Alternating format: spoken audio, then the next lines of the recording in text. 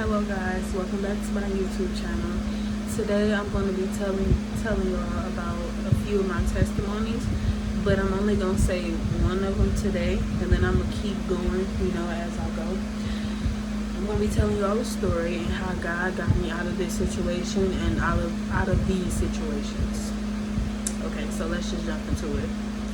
When I was around like 12, 13, I used to hang around the wrong crowd of people, and I was so insecure within myself that I wanted to be like the other girls. I wanted to be skinny. I wanted to be lighter. Like I'm a dark complexion. Like I'm dark skin. Like brown skin or whatever. Whatever. Black and proud. But anyway, I wanted to be lighter. Like I wanted to be light skinned, or I just wanted to be like skinny and stuff. Just like other people, the people I was hanging around. And I used to skip a lot in school too. Like I used to skip a lot, and it got to the point where they the attendance office ended up calling my mama, and they told my mama like she gonna never be in school. And the whole time I was in school, but I was always late for class. So y'all know how that works. I was always late for class. So I ended up going to court for it. It's a juvenile court in Detroit, Michigan, or whatever. It's called Lincoln Hall, and I had to go there because my attendance in school. So instead of sending me to a juvenile detention facility, which is JDF, they ended up sending me to this YAP program. And YAP means Youth Assistance Associate Program, something like that. I don't remember right now. But I got sent to the YAP program, and I had to stay there for like a few months. So I started going. These people actually helped me. Like I can say their names because they're some good people, and I'm still cool with these staff to this day. Like I be bumping into Mr. Fuller, and I be telling him like how good I'm doing in life and everything. So shout out to Mr. Fuller and Mr. Middlebrook, and it's another man there, but I don't know his name. So, but shout out to him too. But yeah, they used to help me and stuff. Like we used to, it was like some more kids, like some more people. We used to sit in a group, and we used to just like sit there and talk and like tell people about our problems and stuff. And we used to like play games and stuff. We used to eat good food. We used to go on field trip. Girl, oh Jesus, we did so much stuff. Like, bro, I used to have some fun there. Like, I'm so serious. Like, to this day, the YAP program is still going on, and they still going strong and long, bro. And I'm telling you, like, it's still a good program to me. Like, I just like that program. That program is very great. Like, period. Excuse me. Anyway, so when I was there, I met this girl. I'm not gonna say her name, but I met this girl, and she was kind of, how do I say this? She was kind of everywhere with herself. Like, she used to do a lot of stuff. And when I say a lot of stuff, I mean sexually. Like, she used to sleep with a lot of people every single day, a different person. It was just a lot. So, sucking and having sex with different people every single day. And, yeah. Anyway, so me and her, we got close because she used to like my brother. And, she used to like him, and we became cool or whatever, and we started hanging out. And like the longer we started to hang out, the more people started to think that I was doing the stuff that she was doing, which was sucking and having sex with different niggas every single day, with different people every single day. And I wasn't. I was just hanging with her, and I was only 12 at the time. And yeah, and people, the young boys, that's what they were, little boys. They probably still are, but I don't talk to them, so I wouldn't even know. But they used to think that I was doing the same stuff that she was doing. And I used to get called names like rats, HOEs, all of that. because I was hanging around her, and they really thought that I was doing the stuff that she was doing, and I wasn't. But anyway, me and her eventually we stopped talking, and once we stopped talking, once we stopped talking, what happened? I think, oh yeah, okay, that's what happened. All right, I ended up meeting this girl. I'm not gonna say her name either, but I ended up meeting this girl. I call her my ride or die. Me and her, we started stealing together. Like, we would go to stores, all types of stores, and we would steal. Like, we would steal so much stuff, it didn't make no sense. Like I started to have problems with my mama and stuff because of the people I was hanging around. Like, my mama kept telling me that the girl wasn't good news, and she just, she wasn't good news, and that I need to stop hanging around her. But for some reason, I just didn't listen. And then I didn't listen. And I remember my mama told me one day, she was like,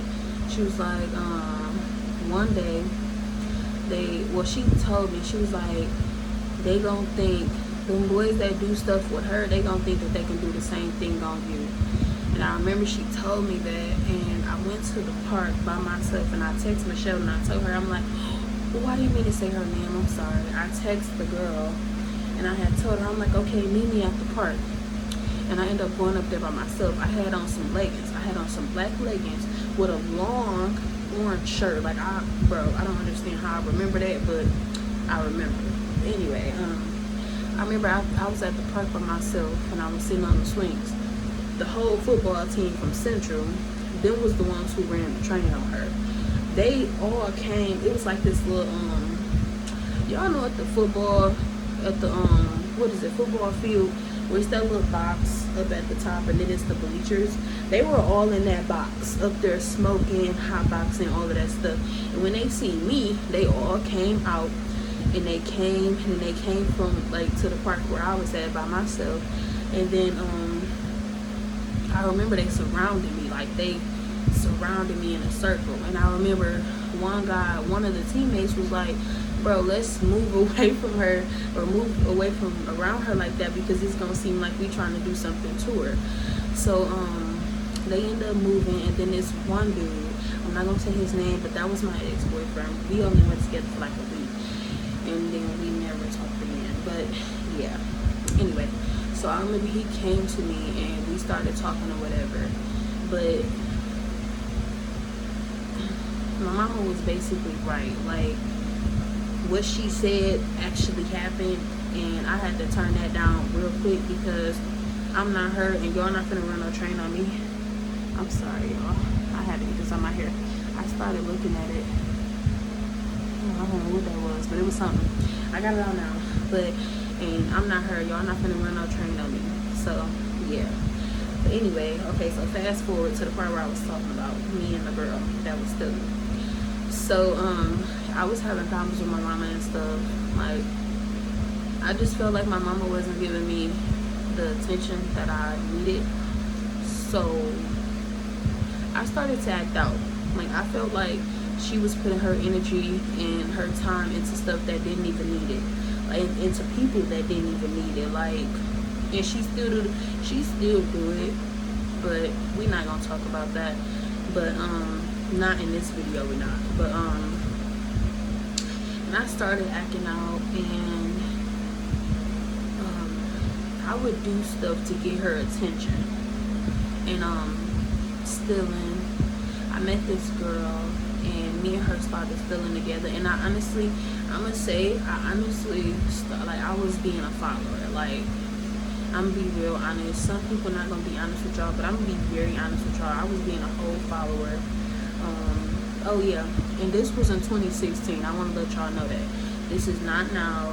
I don't do any of this stuff now, but I used to in 2016. Anyway, so we started stealing together. I was following behind her. She was older than me. We called each other cousins. We were very close. We did everything together, like everything. We didn't have, now when it comes to sex, no, we did not do everything together like that. But when it came to stealing, getting dressed, shaving, all of the other stuff, we did everything together, ate together, everything. And we used to steal a lot. And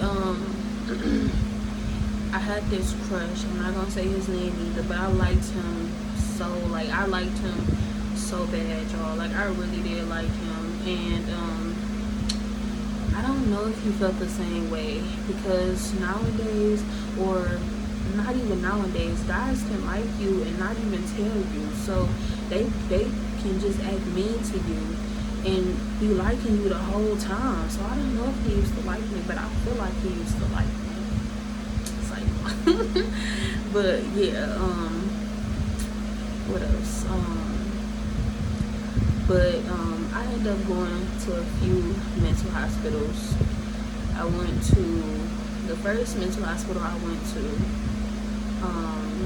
was, well, wait, y'all, I'm going too far in the story. Let me back up a little bit. We started stealing. This was in April. This was a little bit before April, but in April I ended up getting locked up because we was at Fairlane and we ended up stealing from Sears. Fairlane, that's in Dearborn. Yes, that Fairlane. We ended up stealing from Sears and we ended up getting locked up for it. And we got locked up for it, and we went to the police station that's in Dearborn, and then we got transferred to JDF, which is Juvenile Detention Facility. We went on April the 26th. I remember the exact date. We went on April the 26th of 2016? And then I stayed. I can't tell y'all when she left because I don't remember, but I can tell y'all when I left. I stayed there till August the 9th. I remember because I had an abscess under my arm, and it was hurting because of that deodorant. JDF, it's not even real deodorant, but it's alright. I had my teeth hurt, but I had an abscess under my arm, so I had to go to the hospital and get it popped and get all the, everything, the gooey stuff out or whatever. I don't even want to talk about that, but anyway,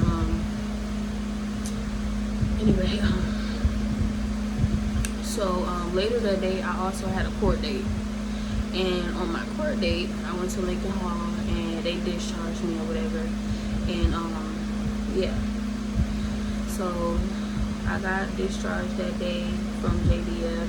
My mama came and got me, and then we went back to my auntie house, and yeah,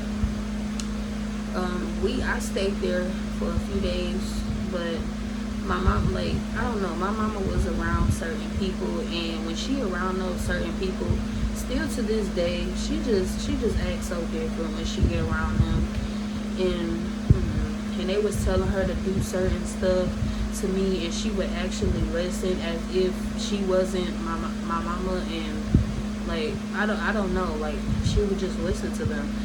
And mom is a very weak-minded person, and those two people, I just feel like they just, I don't know, they're very controlling, and they just think they run everything. And yeah, and apparently my mama lets them, but yeah. Anyway, and I used to do, like, I didn't want to stay there, like, I didn't have time for it. Like, I used to get called crazy, bipolar. I used to get bullied by my by family members. I'm not even gonna say no names, but I used to get bullied by family members, called out my name. I remember one of my family members told me, like, just in case you try to kill me, I'm asleep with my gun or something like that. She said something like that. And my thing was, first of all, why would I try to kill you? Like, come on now, make it make sense. Like, no, didn't know. Like, if anything, I was trying to kill myself because I was just going through so much mentally, and I was just going through so much as a young kid, and I was just trying to end it all, to be honest. I was just trying to end it all. And I just didn't want to go through that no more. Like, that was just too much to deal with. But I'm gonna stop this video right here, and y'all gonna I'm sorry. I keep on looking up at these notifications. I gotta put my phone on Do Not Disturb. But I'm gonna end this video right here, and y'all stay tuned for part 2. Thank you.